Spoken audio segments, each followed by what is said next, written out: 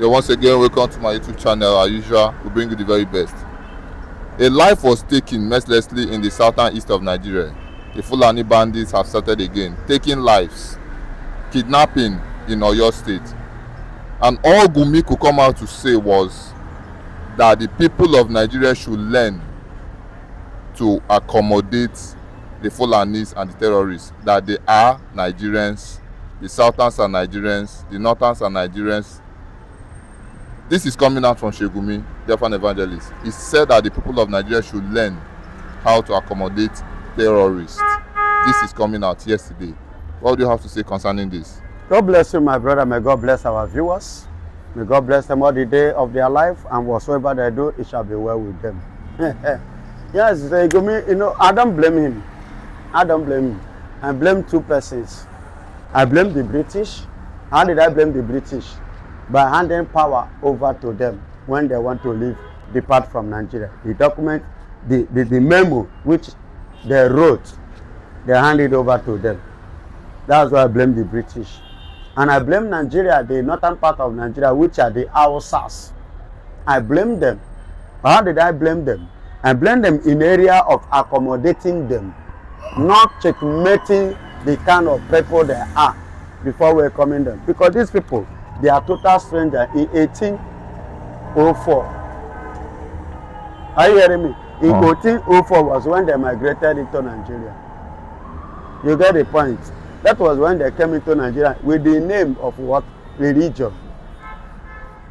And the Hausas accommodated them in the religion aspect. And which today, not knowing that they have other things in their mind, they have agenda, they have conquest. And when they succeeded in conquering the Hausas in 1815, then Usman Dafodio, who happened to be their leader, now make a move, and he was conquered.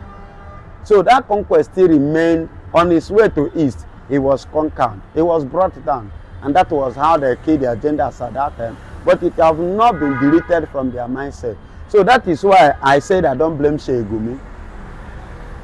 Had it been that Nigeria wake up, especially the Northerners wake up, as at the time that the Biafrans, Igbos, Ojukwu wake up, they would have understand.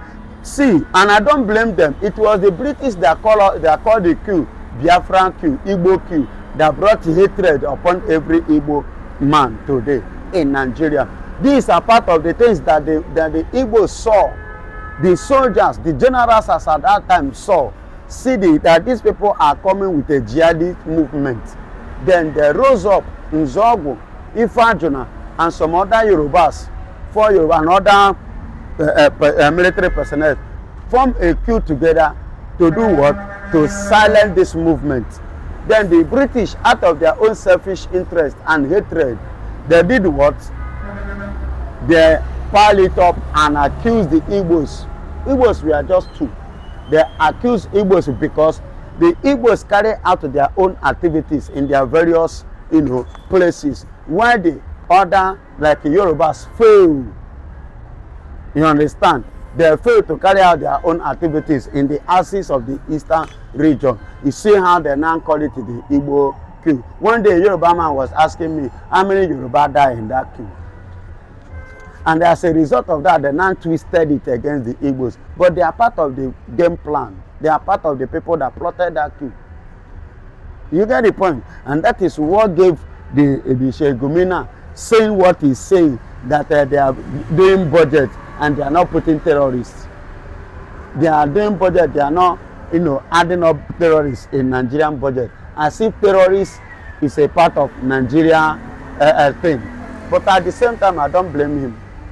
Do you know why I don't blame him? Because Nigeria have bring themselves too low to negotiate, especially this APC government.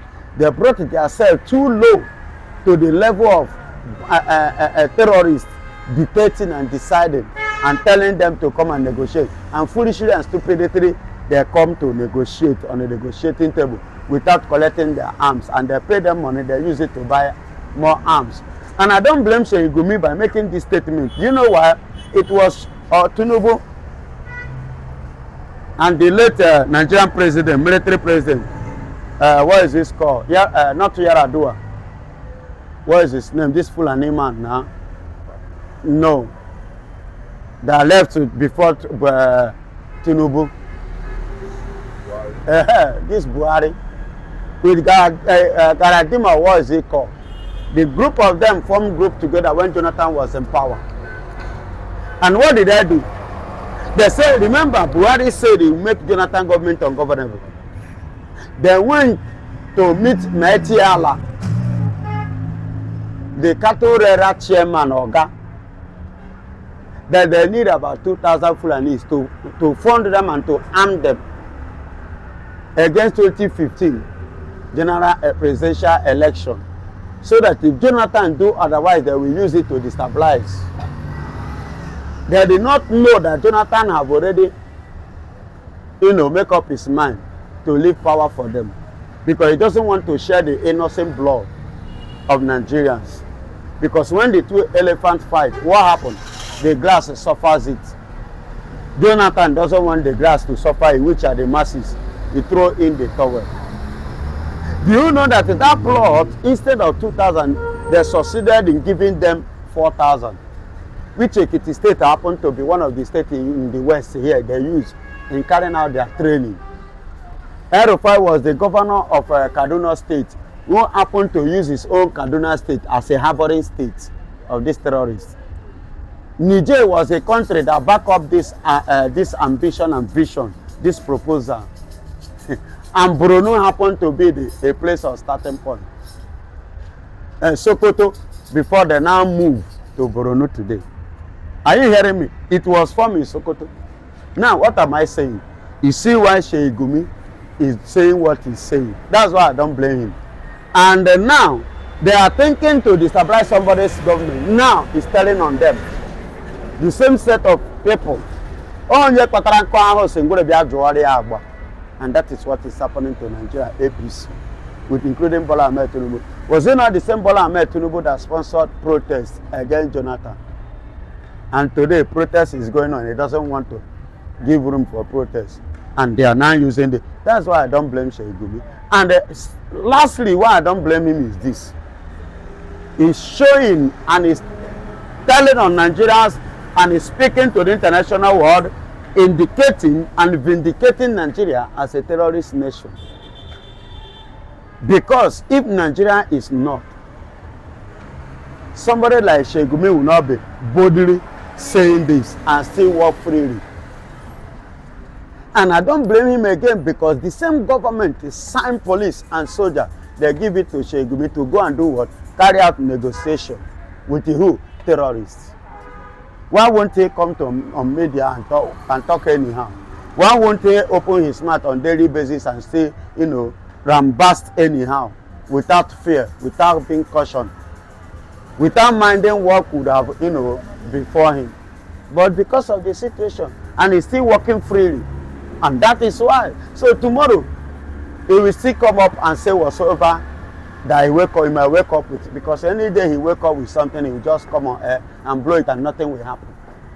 Can he try this in Saudi Arabia? A man like Sheikh Gumi travel to Saudi Arabia, they turn him down. Oh yeah, that father, go back. But in Nigeria, they welcome him with the two hands, and he's acting, behaving, talking as a like, and he's working freely. Do you know that as I speak to you, that is to tell you, Nigeria, that the El-Rufai is now free. Are you aware? They have set El-Rufai free when after the article threats to Bola Ahmed Tinubu. This is country here called Nigeria. Why won't Fulanis be ranting? Why won't there be Buga? Why won't there be Bulgarian? They're going to Buga now, they're going to do anyhow. Because the one in the power is using Nigerians' life to play politics, because he's not interested in what is happening. He's interested in 2027, self-centered and selfish person. That's what it is. So that's why I don't blame Sheikh Gumi. And that is why he's acting, talking, misbehaving, and still working freely. Nothing happened to him. Can he try it in other place? He will enter ban. Before you know it, they will start it. But look at Mazen Nnamdi Kanu. Hatred is not a Muslim, and that work against him. He's an Igbo man, and that also work against him. He speaks truth, and that also work against him. You see why? He's in Sokoto prison. El-Rufai is free. Sheikh Gumi is working freely, acting, speaking worse than what Mazen Nnamdi Kanu have uttered. That they say is a wrong saying. You see why when it baffles me when one stupid woman, one yoyetic idiot. I don't know whether that woman is a prostitute. Maybe he don't they sleep with all these Nigerian Fulanis. I'm talking about Lolo. For her to come out and begin to talk with jargons on media against Mazen Nnamdi Kanu. Same generation, her family, can they produce somebody like Mazen Nnamdi Kanu? Have they ever dreamed of it? Make you not let me enter her. If I enter her, it go too bloody for her. May God punish her wherever she did. Call her name Nena Lola, be Mama Lolo. Chineke boy or Well said, Biafran evangelist. As usual, you've done analysis to it. Few days ago, we talked about this El-Rufai case. How Atiku made it clear that El-Rufai must be released. A sound of warning to President Tinubu that should release him before the Salah. And now you brought it to our notice that El-Rufai has been released. Do you think also that Mazen Nnamdi Kanu release case is on the way? Perhaps in order just to shut people's mouths. Yes, in a way, but it's not going to be released by Nigeria. Understand? His release is not coming in the angle of Nigeria. But Tinubu just released El-Rufai. Because Tinubu, El-Rufai, they are all birds of the same feather. They are in the same carcass. Remember, the same El-Rufai sponsored Tinubu's wedding. You don't know? He sponsored Bola Ahmed Tinubu wedding. El-Rufai sponsored Bola Ahmed Tinubu wedding. And I know that even you now, you are surprised. How do I mean by Tinubu's wedding? Tinubu becoming the president of Nigeria. That is Tinubu's wedding. They give him ring, which is authority, power, position. El-Rufai sponsored it. El-Rufai contributed 75% of Bola Ahmed Tinubu being a president of Nigeria. As a citizen of Nigeria. You get it now. That's why I use the word wedding. Marriage. And now he's in power, he's in position. He don't enter the house. He don't marry Nigeria as a like. That's why he's using the life of Nigerians as a like too. And they are losing Nigerians as they like. And I thank God that as he's playing now, the whole thing is coming to play in Yoruba land. Yes, it's playing in Yoruba land now. So if one Yoruba man say, Ekpan water, then go pan water. They don't finish Kwara. Now, Oyo. And then go soon finish Oyo. And then we enter Ogun State. From there, they enter Lagos. Another request to Shaga. A prophet has spoken. And that prophet is Mazen Nnamdi Kanu. And since he has spoken, all that he said is what he's telling on Nigeria today, including the UK. I don't know whether you are aware of what is happening in UK today. UK is no longer standing. As I speak to you, the UKans now are even speaking against their government. You understand? Fighting against Islam, that Islam must go. That they need people like Mazen Nnamdi. Do you know that they are now recommending Mazen Nnamdi Kanu today in UK in their protest? Serious fight, no be small fight, but go and do your findings. Serious fight, if they are now pursuing, looking for Mazen Nnamdi Kanu as a messiah. The UK is a Christian nation, not an Islamic nation. They are crying and complaining. The prophecy of the rejected stone has come to play.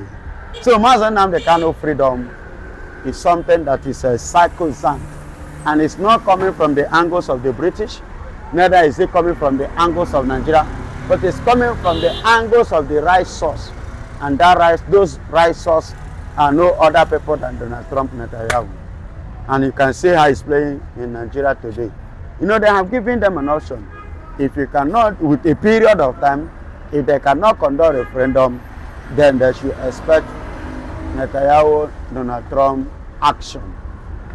A few days ago, we made a post how Donald Trump posted a pastor that was crying in the grave and burying the unalive Christians that was massacred.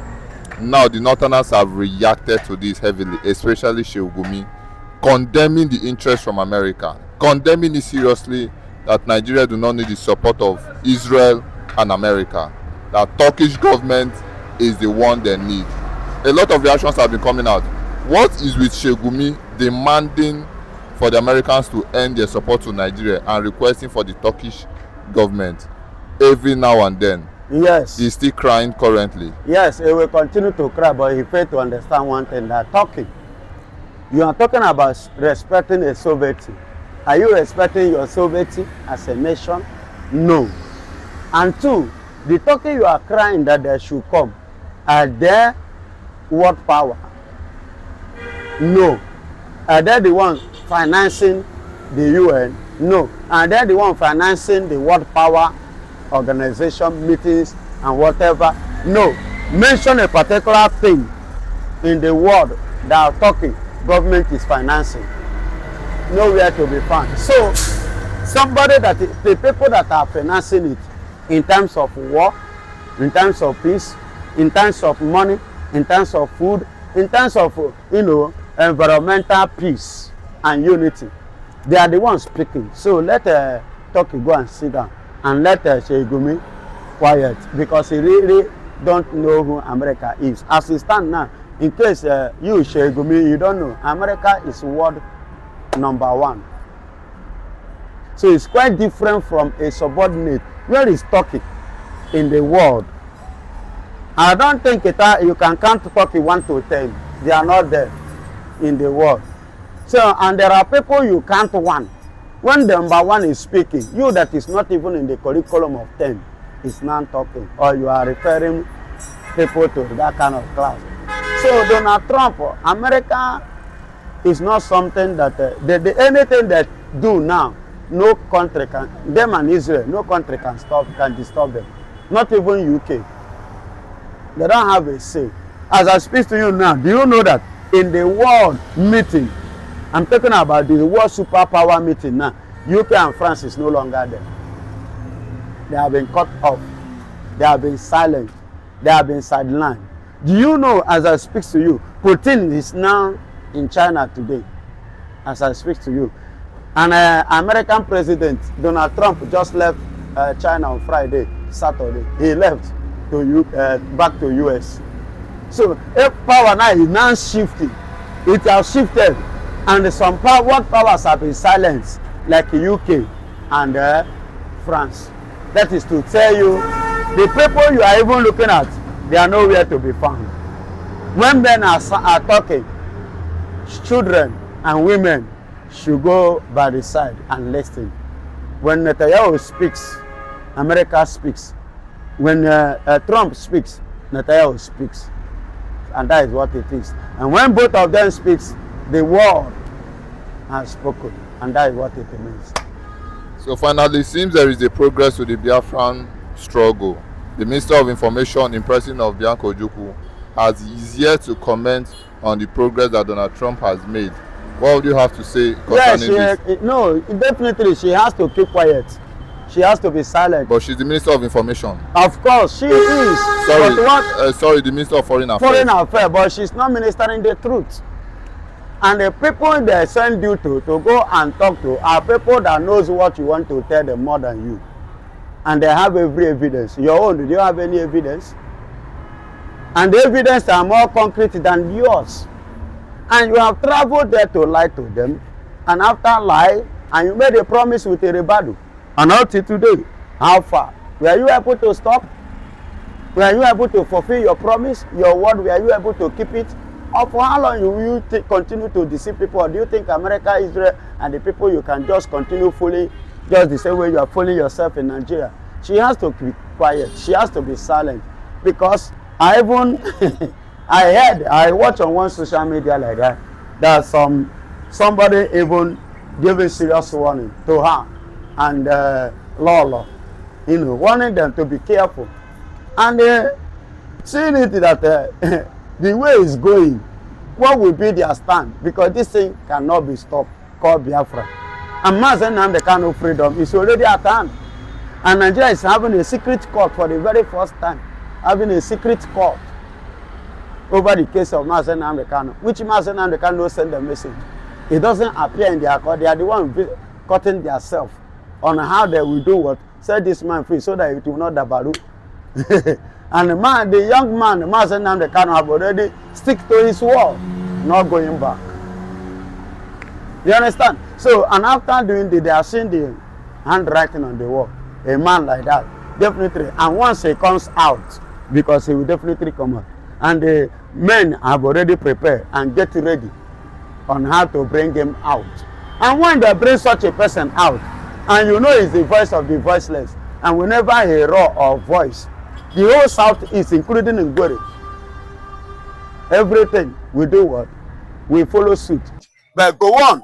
At his age, he's still pondering on the state of lies. And on this, I count it that Nigeria is not a country that we... I've been saying it, Nigeria no go better. It's not a cause, but that is the reality. Take a look. Shebi dem say Jonathan na drunkard, na useless man, na fufu, na stupid man. Is Jonathan left leg not better than 80 years or 20 years of APC? I'm asking now, so where is he going to better? The only thing that will make this point, that will make Africa great, let Nigeria remain. You are not trying to scatter Nigeria.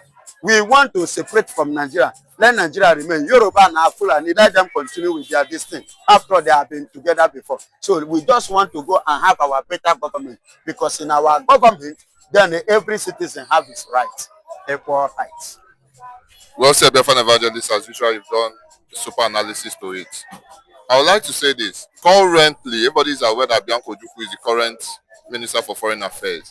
And his trip to UK has triggered a lot of reactions currently. Would you say that this documentary that the BBC is about to release concerning this movie called Surviving Biafra, could she be a major role player in this?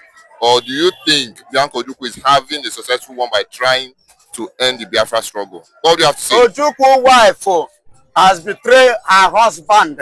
And I know Ojukwu himself in his grave is not happy with her wife. I know Ojukwu will be complaining in the realm of the spirit with the other elders that he has made the worst mistake of his life. I'm telling you, yes.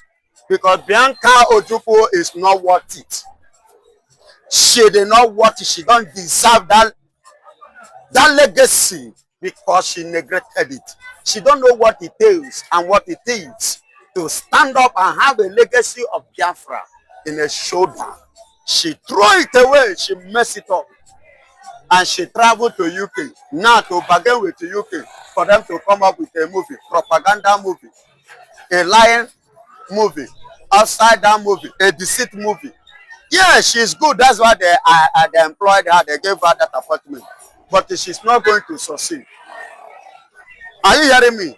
It's a normal thing. She only playing her game, but the game will fail her. She will not succeed. And she will end up. Look at Prince Charles that traveled to USA. What was the outcome? Did he end well? Look at the kind of question they were throwing at him. He was lost. Yes, he was lost. So he couldn't defend it. So he has nothing. And there is nothing anybody can do. Biafra is a size that we must have it.